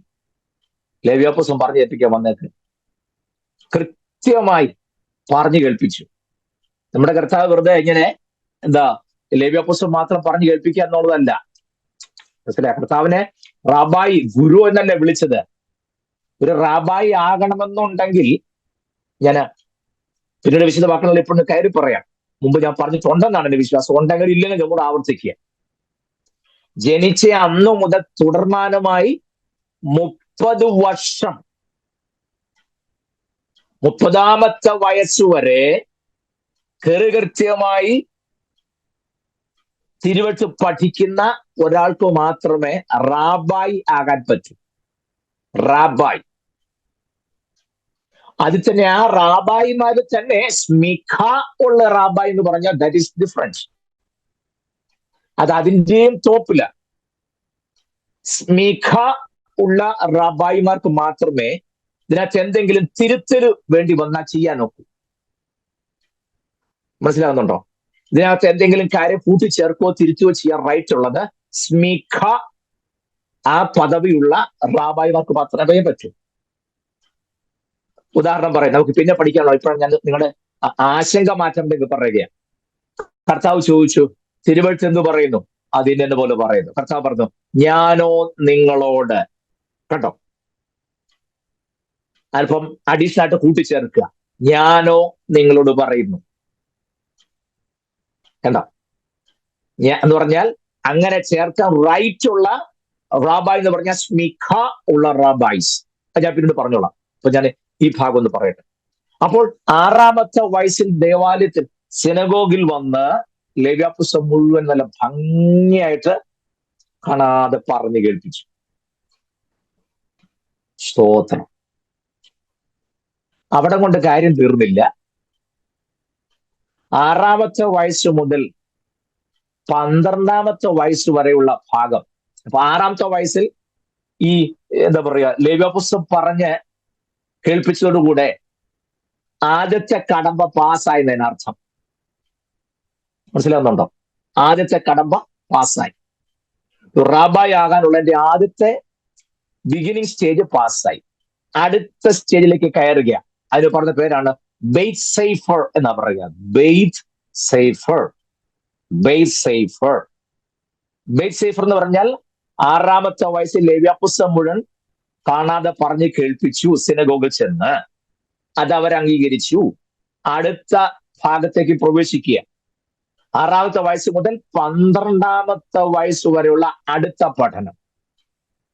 It is very very important. ഒരു കാരണവശാലും ആ പഠനത്തിന് വിട്ടുവീഴ്ചയില്ല. ചുമ്മാ ചാടിക്കേറി ഒരാൾക്ക് എന്താ പറയാ റാബായാകാൻ ഒക്കത്തില്ല. ആദ്യത്തെ 6 വർഷം ലേവ്യ പുസ്തകം മാത്രം. 12-ാമത്തെ വയസ്സാകുമ്പോഴേക്കും ഉൽപ്പത്തി, പുറപ്പാട്, സംഖ്യ, ആവർത്തനം, ഈ 4 പുസ്തകങ്ങളും നന്നായി മനഃപ്പാഠമായിരിക്കണം. ഏജ് ശ്രദ്ധിക്കണേ. 6-ാമത്തെ വയസ്സിൽ ലേവ്യ പുസ്തകം മുഴുവനും കാണാതെ പറഞ്ഞ് റാബായിമാരെയും സ്ക്രൈബ്സിനെയും കേൾപ്പിക്കണം. അതോടെ ആദ്യത്തെ കടമ്പ കഴിഞ്ഞു. 6-ാമത്തെ വയസ്സ് മുതൽ 12-ാമത്തെ വയസ്സ് വരെയുള്ള അടുത്ത ഭാഗത്തേക്ക് പോകുന്ന ആ പദവിക്ക് ബെയ്ത് സൈഫർ എന്നാ പറയുക. അടുത്ത സ്റ്റേജിലേക്ക് താൻ പ്രൊമോട്ട് ചെയ്തു. തുടർന്ന് പഠിക്കാനുള്ള ആ 12-ാമത്തെ വയസ്സാകുമ്പോഴേക്കും ശ്രദ്ധിക്കേണ്ട കാര്യം, ഉൽപ്പത്തി, പുറപ്പാട്, സംഖ്യ, ആവർത്തനം, ലേവ്യ പുസ്തകം പഠിച്ചല്ലോ. ഈ 4 പുസ്തകങ്ങളും കാണാതെ പഠിച്ചിരിക്കുകയും ബാക്കിയുള്ള പുസ്തകങ്ങളെല്ലാം താൻ വളരെ ഫെമിലിയർ ആയിരിക്കുകയും ചെയ്യണം. സ്തോത്രം. നിങ്ങൾ ചിന്തിക്കുക, ഇത് വല്ല നടക്കുന്ന കാര്യമാണോ? ആ നടന്നേ പറ്റുള്ളൂ, നടക്കുകയും ചെയ്യും. ഞാൻ മുന്നോട്ട് നീങ്ങി, നിങ്ങളെ പറഞ്ഞ് വിഷമിപ്പിക്കാനായിട്ടല്ല. സമയം വേഗം മുന്നോട്ട് നീങ്ങുന്നല്ലേ. അപ്പോൾ 6-ാമത്തെ വയസ്സിൽ ലേവ്യ പുസ്തകം പറഞ്ഞു കേൾപ്പിച്ചു. അതോടെ ബെയ്ത് സൈഫർ എന്ന 2-ാമത്തെ സ്റ്റേജിലേക്ക് വന്നു. പഠനത്തിന്റെ അടുത്ത ഭാഗങ്ങൾ പഠിക്കാനുള്ള പെർമിഷനാണ് അതോടെ കിട്ടുന്നത്. അങ്ങനെ പഠിച്ച് ഈ ഉൽപ്പത്തി, പുറപ്പാട്, സംഖ്യ, ആവർത്തനം, ഈ 4 പുസ്തകങ്ങളും മനഃപ്പാഠമായി പഠിക്കുന്നു. ബാക്കിയുള്ള പുസ്തകങ്ങളെല്ലാം, മലാഖി വരെയുള്ള പുസ്തകങ്ങൾ വളരെ ഫെമിലിയർ ആയിരിക്കണം. കാണാതെ പഠിക്കണ്ട, പക്ഷെ വളരെ ഫെമിലിയർ ആയിരിക്കണം. വളരെ അറ്റാച്ച്മെന്റ് ആ പുസ്തകങ്ങളുമായിട്ട്, ബാക്കിയുള്ള മലാഖിയുള്ള എല്ലാ പുസ്തകങ്ങളുമായിട്ട് നല്ല അറ്റാച്ച്മെന്റ് ഉണ്ടായിരിക്കണം. പ്രത്യേകിച്ച് ഉൽപ്പത്തി പുസ്തകവും പുറപ്പാട് പുസ്തകവും സംഖ്യാപുസ്തകം, ആവർത്തന പുസ്തകം കാണാതെ പഠിച്ചിരിക്കുകയും ചെയ്യണം.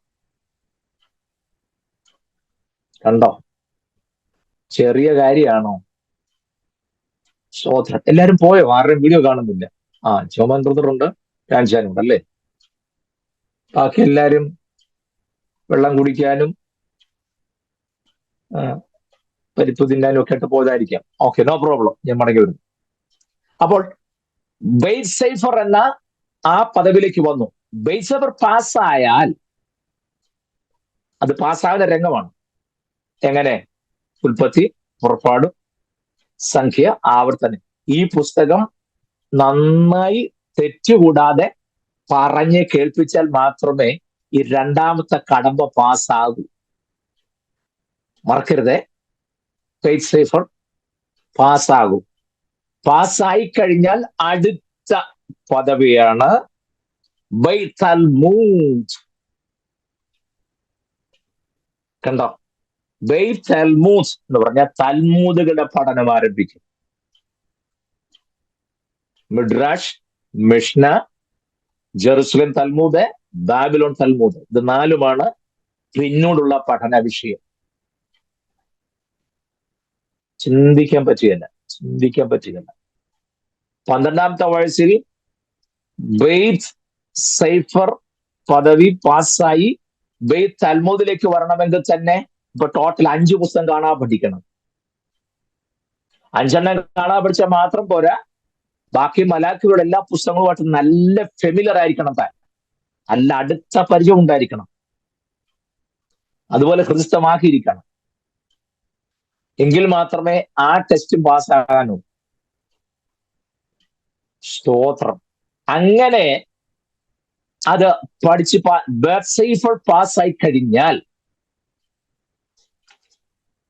താൻ ബെയ്ത് തൽമൂദ് ആകുന്ന ആ പ്രക്രിയക്ക് പറഞ്ഞ പേരാണ് ബാർ മിസ്വാഹ്. ബാർ മിസ്വാഹ് എന്ന് പറയും. ബാർ അല്ലെങ്കിൽ ബർ എന്ന വാക്കിന്റെ അർത്ഥം സൺ ഓഫ്.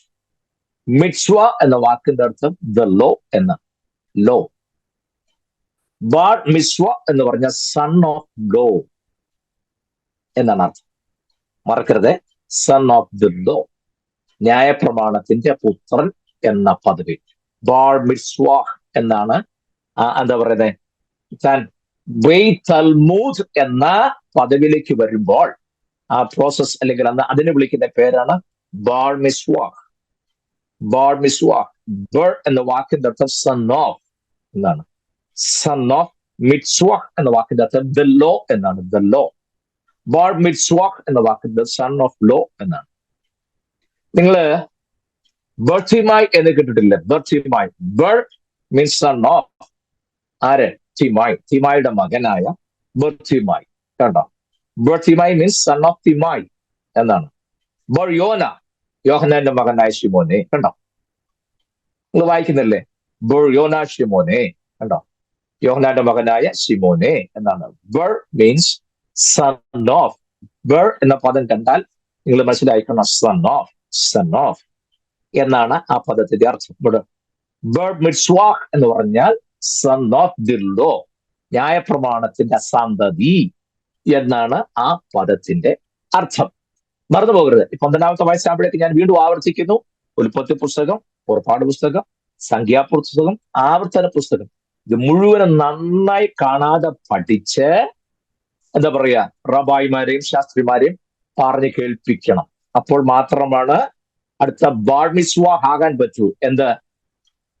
അഥവാ തൽമൂദ്, തൽമൂദുകളുടെ പഠനത്തിലേക്ക് കയറാനായിട്ടുള്ള ചാൻസ് കിട്ടുന്നത്. പഠിക്കുകയല്ല, തൽമൂദ് പഠിക്കാൻ തുടങ്ങാം ഉള്ള പെർമിഷൻ കിട്ടി താൻ പാസ്സാവുകയുള്ളൂ. അത്ര മറക്കരുത്. ഇനി ശ്രദ്ധിക്കേണ്ട അതിപ്രധാനമായ ഒരു സംഗതി പറഞ്ഞ് എന്റെ ക്ലാസ്സിനെ അവസാനിപ്പിക്കാം. ഈ 12ാമത്തെ വയസ്സ് കഴിയുമ്പോഴാണ് ഈ ബാർ മിസ്വാഹ് ആയി കഴിഞ്ഞാൽ ദ സൺ ഓഫ് ലോ അഥവാ തുടർന്നുള്ള തൽമൂദുകളുടെ പഠനത്തിലേക്ക് പ്രവേശിക്കാനുള്ള പെർമിഷൻ ആ സ്റ്റേറ്റസ് മാറ്റി കിട്ടിയാൽ, വയസ്സ് 12 കഴിഞ്ഞാൽ, പ്ലീസ് ലിസൺ കെയർഫുള്ളി. അടുത്ത കാര്യം, 12 വയസ്സായി കഴിഞ്ഞാൽ, ഇത് പാസ്സായി 12ാമത്തെ വയസ്സിലേക്ക് പ്രവേശിച്ചു കഴിഞ്ഞാൽ തന്റെ ജീവിതത്തിൽ ആകമാനം ഒരു മാറ്റം ഉണ്ടാവുകയാണ്. ശ്രദ്ധിക്കണേ, അത് പറഞ്ഞാൽ വേഗം അവസാനിപ്പിക്കാം. എന്താണ് ഉണ്ടാകുന്ന മാറ്റം? വീട്ടിനകത്ത് തന്നെ വലിയ മാറ്റങ്ങൾ സംഭവിക്കും. എന്ന് പറഞ്ഞാൽ താൻ അതുവരെ അമ്മയുടെ കൂടെയാണ് കടന്നതെങ്കിൽ 12ാമത്തെ വയസ്സാകുമ്പോൾ അമ്മയുടെ കൂടെയുള്ള കിടപ്പ് അവസാനിക്കും. തനിക്ക് സെപ്പറേറ്റ് റൂം ആകുന്നു. നീ ഒറ്റ കിടക്കാൻ പോത്തുണ്ടെങ്കിൽ അപ്പന്റെ കൂടെ കിടക്കാൻ പറ്റൂ, അമ്മയുടെ കൂടെ കിടക്കാൻ ഒക്കത്തില്ല. അമ്മയുമുള്ള അറ്റാച്ച്മെന്റ് പൂർണ്ണമായും അവസാനിക്കുന്നു. ഇതെല്ലാം ഇറ്റ് ഈസ് വെരി ഇമ്പോർട്ടൻറ്റ്. മനസ്സിലാകുന്നുണ്ടോ? വസ്ത്രദാനത്തിൽ വ്യത്യാസം വരുന്നു. അതുവരെ കളിക്കാൻ ഉപയോഗിച്ചിരുന്ന കളിപ്പാട്ടങ്ങളൊക്കെ ഇളയത്തിങ്ങൾക്ക് കൊടുക്കുന്നു. എന്നു വേണ്ട തനിക്ക് സെപ്പറേറ്റ് റൂമാകുന്നു. ഉറക്കവും രീതികളും കളിയും തമാശയും എല്ലാം മാറി സീരിയസ് ആയിട്ട് മാറുന്നു. മാത്രമല്ല 12ാമത്തെ വയസ്സായി കഴിഞ്ഞാത്ത പ്രശ്നം, അതുവരെ ആ വ്യക്തി എന്ത് തെറ്റ് ചെയ്താലും മാതാപിതാക്കൾക്കാണ് ഉത്തരവാദിത്വം. 12ാമത്തെ വയസ്സ് കഴിഞ്ഞാൽ എന്ത് തെറ്റ് ചെയ്താലും മാതാപിതാക്കൾക്ക് അതിനകത്ത് യാതൊരു ഉത്തരവാദിത്വവുമില്ല. അവൻ തന്നെയാണ് അതിന്റെ ഉത്തരവാദി. എന്നാൽ 12ാമത്തെ വയസ്സാകുന്നത് വരെ ഈ പൈതൽ എന്ത് കുറ്റം ചെയ്താലും തെറ്റ് ചെയ്താലും മാതാപിതാക്കളാണ് ഉത്തരവാദിയെങ്കിൽ ഇവിടെ അത് പറ്റുകയല്ല. 12ാമത്തെ വയസ്സ് കഴിയുന്നതോടുകൂടെ അവൻ എന്ത് തെറ്റ് ചെയ്താലും അവൻ ചെയ്ത സകല പ്രവൃത്തിയുടെ ഉത്തരവാദി അവൻ തന്നെയാകുന്നു. മാത്രമല്ല 12ാമത്തെ വയസ്സായി കഴിഞ്ഞാൽ അവനൊരു ട്രേഡ് പഠിച്ചേ ഉള്ളൂ. എന്ന് പറഞ്ഞാൽ അപ്പൻ ചെയ്യുന്ന ട്രേഡ് എന്താണോ, തൊഴിൽ എന്താണോ, അത് ഈ മകനും പഠിച്ചിരിക്കണം. യഹൂദന്റെ ഇടയിൽ ട്രേഡ് അറിയാത്ത ഒരെണ്ണം പോലും ഇല്ല. തൊഴിൽ അറിയാത്ത, തൊഴിൽ പഠിക്കാത്ത, അപ്പൻ ചെയ്യുന്ന തൊഴിൽ എന്താണോ അത് പഠിക്കുന്ന തലമുറയെ യഹൂദന്റെ ഇടയിലുള്ളൂ. അതുകൊണ്ട് അവരെ ആരെയും ഒരു പണിയില്ലാത്തവരാണെന്ന് ആരും പറയത്തില്ല. മനസ്സിലാവുന്നുണ്ടോ? എല്ലാരും പോയോ? ഉണ്ടോ? ആരെയും കാണാൻ? ജോമൻ ബ്രദർ മാത്രമുണ്ട്. കുവൈറ്റിൽ നിന്നായതുകൊണ്ടായിരിക്കും ജോമൻ പോയിട്ടില്ല. സ്തോത്രം. ബാക്കി എല്ലാവരും എനിക്ക് തോന്നുന്നു പതുക്കെ നിദ്രയിൽ ആണ്ട് തുടങ്ങിയോ എന്ന് സംശയം. നമുക്ക് മുന്നോട്ട് പോകാം. പോയിട്ടില്ല. ഉണ്ട്. മതി മതി മതി മതി, നോ പ്രോബ്ലം. ഓക്കെ. ഈ price the Lord. Thank you. Okay, ഒന്ന് ചിരിച്ചു കാണിച്ചാൽ മതി, എനിക്ക് സന്തോഷമായി. അപ്പൊ ഈ ഒരു ട്രേഡ് പഠിച്ചേ ഉള്ളൂ എന്ന് പറഞ്ഞാൽ അപ്പന്റെ കൂടെ നടന്ന ആ ട്രേഡ് എന്താണെന്ന് പഠിക്കണം. കർത്താവും അതുപോലെ തന്നെ 12-ാമത്തെ വയസ്സായപ്പോൾ സ്വന്തം അപ്പനായ യോസഫിന്റെ കൂടെ നടന്ന് അപ്പന്റെ ട്രേഡായ ആശാരിപ്പണി നല്ല ഭംഗിയായി പഠിച്ചു. ഇനി നിങ്ങൾ ഒരു കാര്യം കൂടി ശ്രദ്ധിക്കണേ. 5-6 മിനിറ്റോടുണ്ട്, ഞാൻ വേഗം പറയാം. 12 വയസ്സ് തികഞ്ഞു കഴിഞ്ഞാൽ വീണ്ടും ഈ കുഞ്ഞിനെ കൊണ്ട് മഹാപുരുഷന്മാർ അടുക്കിലേക്ക് പോകണം. അതിന് യെരൂശലേം ദേവാലയത്തിൽ ചെന്നേലേ ഒക്കത്തുള്ളൂ. 12 വയസ്സ് തികഞ്ഞ് താൻ റബ്ബായി ആകണം എന്നുണ്ടെങ്കിൽ താൻ ഈ പഠിച്ച 4 പുസ്തകങ്ങളും ഫെമിലിയർ ആയിരിക്കുന്ന മറ്റു പുസ്തകങ്ങളെ കുറിച്ച് ഒരു ടെസ്റ്റ് ഉണ്ട്. ആ ടെസ്റ്റ് നടത്തുന്നത് യെരൂശലേം ദേവാലയത്തിലാണ്. മഹാപുരോഹിതന്മാർ, ശാസ്ത്രിമാർ ഒക്കെ ഉണ്ട്, അവരുടെ അടുക്കലാണ്.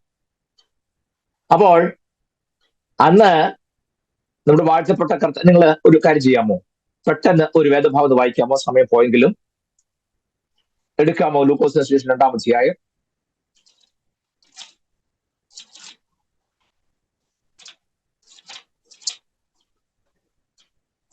41 മുതൽ വേദഭാഗം വായിക്കാമോ? ലൂക്കോസ് 2-ാം അധ്യായത്തിൽ 41 മുതൽ. അവന്റെ അമ്മയപ്പന്മാർ ആണ്ടുതോറും പെസഹ പെരുന്നാളിന് യെരൂശലേമിലേക്ക് പോകും. അവന് 12 വയസ്സായപ്പോൾ അവർ പതിവ് പോലെ പെരുന്നാളിന് പോയി. പെരുന്നാൾ കഴിഞ്ഞ് മടങ്ങിപ്പോരുമ്പോൾ ബാലനായ യേശു യെരൂശലേമിൽ താമസിച്ചു. അമ്മയപ്പന്മാരോ അറിഞ്ഞില്ല. സഹയാത്രക്കാരുടെ കൂട്ടത്തിൽ ഉണ്ടായിരിക്കുമെന്ന് അവർ ഊഹിച്ചിട്ട് ഒരു ദിവസത്തെ വഴി പോന്നു.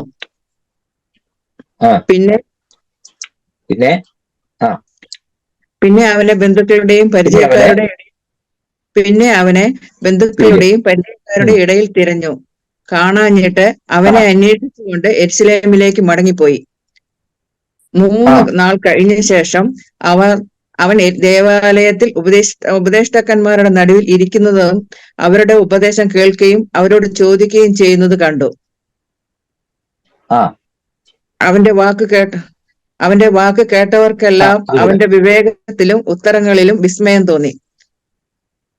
അവനെ കണ്ടിട്ട് കണ്ടോ? 12-ാമത്തെ വയസ്സ് തികഞ്ഞപ്പോൾ യെരൂശലേം ദേവാലയത്തിലേക്ക് ഇവര് പോവുക. ഇവര് താമസിക്കുന്ന സ്ഥലം ഞാൻ മുമ്പ് പറഞ്ഞു, മറന്നു പോകരുത്. ഗലീലയിലെ നസറേത്ത് യെരൂശലേമിൽ പറഞ്ഞിട്ടുണ്ടെങ്കിൽ 3 ദിവസത്തെ നടപ്പുണ്ട്. എല്ലാ വർഷവും ഇവര് പോകുന്നത് പോലെ ഈ പ്രാവശ്യം പോകുന്നുണ്ട് അപ്പോസ്തലൻ എഴുതിയിരിക്കുന്നല്ലേ. പക്ഷെ ഈ പ്രാവശ്യത്തെ പോക്കിന് ഒരു പ്രത്യേകത ഉണ്ട്. പുത്രനായ വാഴ്ത്തപ്പെട്ട കർത്താവിന് 12 വയസ്സ് തികഞ്ഞു. അപ്പോൾ അവിടെ മഹാപുരോഹിതന്മാരുടെ ശാസ്ത്രിമാരുടെ മുമ്പിൽ കൊണ്ടുവന്ന് താൻ അടുത്ത പടിയിലേക്ക് കയറാനുള്ള താൻ എലിജിബിൾ ആണോ ഇല്ലയോ എന്ന് അറിയുന്ന ഒരു ടെസ്റ്റ് നടക്കണം. അതിനായിട്ടാണ് അവർ ദേവാലയത്തിലേക്ക് വരുന്നത്. മറക്കരുത്, നസ്രേത്തിൽ നിന്നും വടക്കൻ ഭാഗത്തു നിന്നും യോസഫും മറിയയും വാഴ്ത്തപ്പെട്ട കർത്താവും അവർ മാത്രമല്ല, ആ ദേശം ധാരാളം ആളുകൾ യെരൂശലേമിലേക്ക് വരുന്നുണ്ട്. അവരുടെ ആ പോക്ക് നിങ്ങളൊന്ന് ശ്രദ്ധിക്കണേ. അവരുടെ യാത്ര ഒന്ന് ശ്രദ്ധിക്കണം. അത് പറഞ്ഞ വേഗം അവസാനിപ്പിക്കാം. ആ യാത്രയുടെ പ്രത്യേകത, സ്ത്രീകൾ എല്ലാവരുടെയാണ് ഏറ്റവും മുൻപിൽ പോകുന്നത്.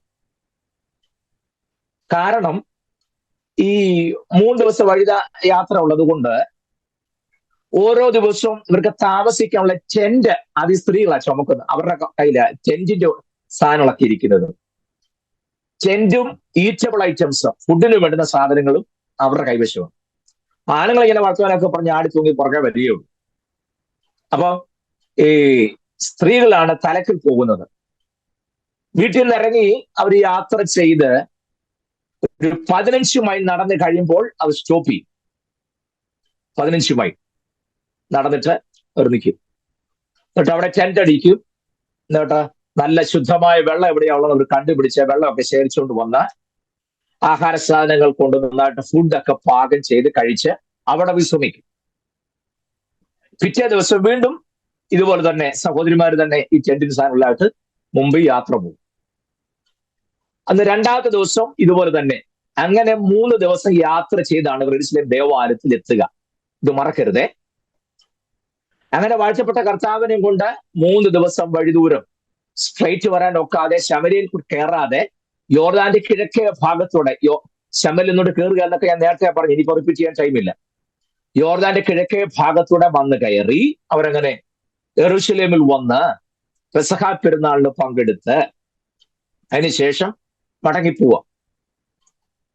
അപ്പനും അമ്മയും കൂടെ യാത്ര കഴിഞ്ഞ് 1-ാമത്തെ ദിവസം കൊച്ചിനെ നോക്കി ആരോടും ഉണ്ടായിരിക്കുന്നു. ഒരു ദിവസത്തെ വഴി ഒരു ചെന്നു. അമ്മയപ്പന്മാരോ സഹയാത്രക്കാരുടെ കൂട്ടത്തിലുണ്ടായിരിക്കുമെന്ന് അവർ ഊഹിച്ചിട്ട് ഒരു ദിവസത്തെ വഴി പോന്നു. കൂട്ടത്തിലുള്ളവരുടെ കൂട്ടത്തിൽ കാണും എന്ന് ചിന്തിച്ച് അവരങ്ങ് പോയെന്ന്. അതെന്താ കാര്യം? ഞാൻ മുമ്പേ പറഞ്ഞൊന്നും മറക്കരുത്. 12 വയസ്സ് തികഞ്ഞാൽ ആ കുഞ്ഞിന് അമ്മയുമുള്ള മുഴുവൻ അറ്റാച്ച്മെന്റും തീർന്നു. പിന്നെ ആ കുഞ്ഞിന്റെ മുഴുവൻ കൺട്രോളും അപ്പനാണ്. അമ്മയ്ക്ക് ഒരു റോളില്ല. അത് 12 വയസ്സ് കഴിഞ്ഞത് കൊണ്ടാണ് അമ്മയുടെ അറ്റാച്ച്മെന്റ് അവസാനിപ്പിച്ചത് കൊണ്ടാണ് അമ്മ ശ്രദ്ധിക്കാതിരുന്നത്. എന്നാൽ അപ്പനോ വാഴ്ത്തപ്പെട്ട കർത്താവിന്റെ അമ്മയോടുള്ള അറ്റാച്ച്മെന്റ് എത്ര അധികമാണെന്ന് അപ്പൻ അറിയാം. അത് മുന്നോട്ട് നമ്മൾ വേഗം പഠിച്ചു വരുമ്പോൾ നമ്മൾ ഇവിടെ കിട്ടും. അമ്മയുമുള്ള അറ്റാച്ച്മെന്റ് അത്ര പെട്ടെന്ന് അവസാനിപ്പിക്കാൻ പറ്റുന്നല്ല. അത്രയധികം അറ്റാച്ച്മെന്റ് കർത്താവിന് മറിയോടുണ്ട്. ക്രൂശിൽ കിടന്ന് പ്രാണം പോകാൻ നേരത്ത് പോലും അമ്മയുടെ കാര്യത്തിൽ ചിന്ത ഉണ്ടായിരുന്നു കർത്താവിന്. അറിയാമോ? യോഹന്നാനെ വിളിച്ചു പറഞ്ഞു, യോഹന്നാനെ ഇതാ നിന്റെ അമ്മ, ടേക്ക് കെയർ ഓഫ്, ശ്രദ്ധിച്ചോണം, നീ വേണം സംരക്ഷിക്കാൻ എന്ന് പറഞ്ഞേൽപ്പിച്ചു. പ്രാണം പോകുന്ന വേദനയിലും വീണ്ടെടുപ്പിന്റെ പ്രക്രിയ കോശി ചെയ്യുന്നതിനിടയിൽ പോലും താഴെ നിൽക്കുന്ന അമ്മയെ അതീവ ശ്രദ്ധയോടെ കൈക്കൊണ്ട വ്യക്തിയാണ് നമ്മുടെ വാഴ്ത്തപ്പെട്ട കർത്താവ്. അത് അപ്പൻ അറിയാവുന്നത് കൊണ്ടാണ് 12 വയസ്സായിട്ട് ആയതല്ലേ ഉള്ളൂ, അമ്മയുമായുള്ള അറ്റാച്ച്മെന്റ് വിട്ടേച്ച് എന്തായാലും രണ്ടും കൂടെ വരിക എന്ന് അപ്പനും ചിന്തിച്ചു. രണ്ടു കൂട്ടരും അങ്ങനെ അവരുടെ കാണുമെന്ന് ഇവരുടെ കാണുമെന്ന് അവരും ചിന്തിച്ച് 3 ദിവസം അങ്ങ് പോയി. 3 ദിവസം കഴിഞ്ഞ് കാണാവുന്നപ്പോഴാണ് തിരിച്ചു വന്നത് അല്ലേ? തിരിച്ചു വരുമ്പോൾ കാണുന്ന രംഗമാണ് നമ്മൾ 46-ാമത്തെ വാക്യത്തിൽ കണ്ടത്. 3 നാൾ കഴിഞ്ഞ ശേഷം അവൻ ദൈവാലയത്തിൽ ഉപദേശകന്മാർ നടുവിലിരിക്കുന്നതും, അടുത്ത വാക്ക് ശ്രദ്ധിക്കണേ, അവരുടെ ഉപദേശം കേൾക്കുകയും അവരോട് ചോദിക്കുകയും ചെയ്യുന്നതും കണ്ടു. എന്റെ വാക്കിൽ അവസാനിപ്പിക്കാം. ഈ ടെസ്റ്റിന്റെ ഒരു പ്രത്യേകത, അടുത്ത തൽമുദ് പഠനത്തിലേക്ക് പ്രവേശിപ്പാനായിട്ടുള്ള ഈ ടെസ്റ്റ് പാസ്സാകണം എന്നുണ്ടെങ്കിൽ ശ്രദ്ധിക്കണം. യെരൂശലേം ദേവാലയത്തിലെ സാധാരണ നിലവാരം വിട്ട് ശലോമോന്റെ മണ്ഡപത്തിലേക്ക് കർത്താവ് കയറിച്ചത്. ദേവാലയത്തിലെ ടെസ്റ്റ് ഈസ് ഓക്കെ, അത് കാണാൻ പഠിക്കണം. 4 പുസ്തകങ്ങളെ കുറിച്ചും മറ്റു പുസ്തകങ്ങളെ കുറിച്ചൊക്കെ ചോദിക്കുമ്പോൾ മറുപടി കൊടുക്കാനുള്ള പ്രാപ്തി ഉണ്ടെങ്കിൽ അവൻ പാസ്സായി. പക്ഷെ അത് കഴിഞ്ഞാൽ റബായി ആകാട്ടുള്ള അടുത്തൊരു ടെസ്റ്റ് ഉണ്ട്. അത് ശലോമോന്റെ മണ്ഡപത്തില്. ആ ശലോമോന്റെ മണ്ഡപത്തിലേക്ക് കയറി ചെല്ലുമ്പോൾ കാണുന്ന അവിടെ ഇരിക്കുന്നത് മഹാപുരോഹിതന്മാർ, ശാസ്ത്രിമാർ, പരീശന്മാർ, യെസനീസ്, സന്നിദ്രീം സംഘം, ഇവരെല്ലാവരും ഉണ്ട് അവിടെ. എവിടെ? ശലോമോന്റെ ദേവാലയത്തിൽ. എന്ന് പറഞ്ഞാൽ എക്സ്ട്രാ ഓർഡിനറി ആയിട്ടുള്ള, വളരെ ഹൈലി സ്കോളർലി ആയിട്ടുള്ള ആൾക്കാർ മാത്രമാണ് അവിടെ ഇരിക്കുന്നത്. അവിടുത്തെ ടെസ്റ്റ് അല്പം ഭയങ്കരമാണ്. പക്ഷെ ആ ടെസ്റ്റിന്റെ പ്രത്യേകത, ആ ശലോമോന്റെ മണ്ഡപത്തിലെ ടെസ്റ്റിൽ ഉദ്യോഗാർത്ഥിയോട് അല്ലെങ്കിൽ ചെന്ന സ്റ്റുഡന്റിനോട് ചോദ്യം ചോദിക്കുകയല്ല, സ്റ്റുഡന്റ് ചോദ്യം അങ്ങോട്ട് ചോദിക്കണം. അതാണ് 36-ാമത്തെ വാക്യം കണ്ടത്. അവരോട് ചോദ്യം ചോദിക്കുകയും ചെയ്യുന്നത് കണ്ടു. കർത്താവിനോട് ചോദിച്ചെന്നല്ല, കർത്താവ് അവരോട് ചോദ്യം ചോദിക്കുക. ശലോമോന്റെ മണ്ഡപത്തിലെ മൂന്നാമത്തെ ടെസ്റ്റിന്റെ പ്രത്യേകതയാണ് ഞാനിപ്പോ പറഞ്ഞത്. അവിടെ ഇരിക്കുന്നവർ ചെല്ലുന്ന സ്റ്റുഡന്റോട് ചോദ്യം ചോദിക്കുകയല്ല, സ്റ്റുഡന്റ് അങ്ങോട്ട് ചോദ്യം ചോദിക്കണം. മനസ്സിലാവുന്നുണ്ടോ? ആ ചോദ്യം ചോദിച്ച് ഈ മഹാപുരോഹിതന്മാരും ശാസ്ത്രിമാരും പരീശന്മാരും യസനീസും സന്നിധി സംഘവും ഒരുപോലെ പറയണം, ഞങ്ങൾ സമ്മതിച്ചിരിക്കുന്നു, പരാജയം സമ്മതിച്ചിരിക്കുന്നു എന്ന് പറഞ്ഞാൽ അവൻ ക്വാളിഫൈഡ് ആയി. എന്തിന്? റാബായി ആയി തീരാൻ വേണ്ടിയിട്ടുള്ള, തൽമൂദുകൾ പഠിക്കാനുള്ള യോഗ്യത നേടിയെന്ന് അപ്പോഴാണ് പ്രഖ്യാപിക്കുന്നത്. മനസ്സിലാകുന്നുണ്ടോ? ചുമ്മാതെ റാബായി ആകാൻ ഒക്കത്തില്ല, തൽമൂദുകൾ പഠിക്കാൻ ഒക്കത്തില്ല. മിഡ്രാഷും മിഷ്നായും ജെറുസലേം തൽമൂദും ബാബിലോൺ തൽമൂദും, ഈ പ്രധാനപ്പെട്ട തൽമൂദുകൾ അത് പഠിക്കണമെങ്കിൽ അത്രമേൽ ഡെഡിക്കേറ്റഡ് ആയിട്ട് ഒരാൾക്ക് മാത്രമേ പറ്റൂ. എല്ലാത്തിന്റെ വിശദമായ വിവരണങ്ങളും പഠനങ്ങളും ഉൾക്കൊള്ളുന്നതാണ് ഈ തൽമൂദുകൾ. ആ പഠനത്തിന് യോഗ്യനാകുന്നത് എപ്പോഴെന്ന് അറിയാമോ? ശലോമോന്റെ മണ്ഡപത്തിലെ ടെസ്റ്റ് പാസ്സാകണം. എങ്ങനെയാണ് ടെസ്റ്റ്? ഞാൻ പറഞ്ഞു, മഹാപുരോഹിതന്മാരുണ്ട്, ശാസ്ത്രിമാരുണ്ട്, പരീശന്മാരുണ്ട്, യസനീസ് ഉണ്ട്, സന്നിധി സംഘമുണ്ട്. അവരോട് അങ്ങോട്ട് ചോദ്യം ചോദിക്കണം. അവരെ കുഴപ്പിക്കുന്ന ചോദ്യം ചോദിച്ച് മുട്ടുകുത്തിച്ചാൽ മാത്രമേ അടുത്ത റാബായി ആകാനുള്ള പാഠത്തിലേക്ക് പ്രവേശിക്കാനോട്ട് പോകും. സ്തോത്രം. നമ്മളെ സംബന്ധിച്ചോളം നമ്മളോട് ഇങ്ങോട്ട് ചോദ്യം ചോദിച്ചാലും നമുക്ക് ഒക്കുകയല്ല, അങ്ങോട്ട് ചോദിക്കാൻ നമ്മുടെ കയ്യിലോട്ട് ഇല്ല. എന്താണ് ഇതാണ് നമ്മുടെ സ്ഥിതി. അങ്ങനെ തുടർമാനമായി 30 വർഷം പഠിക്കുന്ന ഒരു വ്യക്തിക്ക് മാത്രമേ റാബായി, ഗുരു എന്ന പദവിയിലേക്ക് വരാനായിട്ടുള്ളൂ. എന്റെ വാക്കുകൾ അവസാനിപ്പിക്കുന്നു. കൃപയാൽ ഈ ടെസ്റ്റ് എല്ലാം കർത്താവ് വളരെ ഈസിയായി പാസ്സായാണ് പുതിയ ലെവലിലേക്ക് വന്നത്. ആ ഭാഗം ദൈവം അനുവദിച്ചാൽ നമുക്ക് തിങ്കളാഴ്ച വൈകിട്ട് ഒരുമിച്ച് ചിന്തിക്കുകയും പഠിക്കുകയും ചെയ്യാം. ദൈവം അതിനാൽ നിങ്ങളെ സഹായിക്കട്ടെ എന്ന് ഞാൻ ആത്മാർത്ഥമായി പ്രാർത്ഥിക്കുന്നു. ക്ലാസ്സിൽ പങ്കെടുത്ത എല്ലാവരെയും കർത്താവ് സമൃദ്ധമായിട്ട് അനുഗ്രഹിക്കട്ടെ. ഞാൻ ഇന്നൊരു അല്പം സ്പീഡ് കൂട്ടിയോ എന്ന് എനിക്കൊരു സംശയമുണ്ട്. അങ്ങനെ സ്പീഡ് കൂട്ടിയെങ്കിലും ഒക്കുള്ളൂ. ഇല്ല എന്നുണ്ടെങ്കിൽ നമ്മൾ സ്ലോയിൽ പോയി കഴിഞ്ഞാൽ നമുക്ക് പുസ്തകത്തിൽ വന്ന് കയറാൻ ഇനിയും ഒക്കാതെ വരും. അത് വരാതിരിക്കാൻ അല്പം സ്പീഡ് കൂട്ടുന്നത് മാത്രമേ ഉള്ളൂ. ദൈവം നിങ്ങളെ അനുഗ്രഹിക്കട്ടെ. ജോൺസിന്റെ എല്ലാവർക്കും നന്ദി പറയുന്നു. Thank you so much. God bless you all.